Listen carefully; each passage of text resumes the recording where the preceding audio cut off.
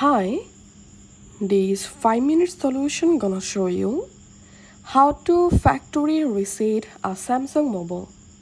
Follow these easy steps to reset your Samsung device to factory data reset. First of all, go to your Samsung mobile settings app and here scroll down and search for about.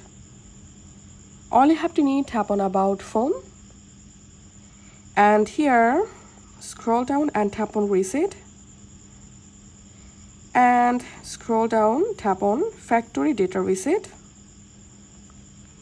and here we can see if you factory data reset your Samsung phone, then all data will be erased from your phone, including your Google account, system and app data, settings, downloaded apps, music, pictures, all other user data, service provider, apps and content.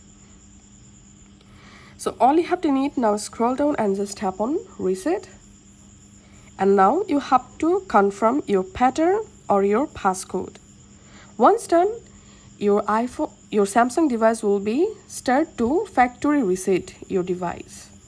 So this is how we can do it. If this video helped you out, please leave a like and leave a comment down below. Thank you for watching.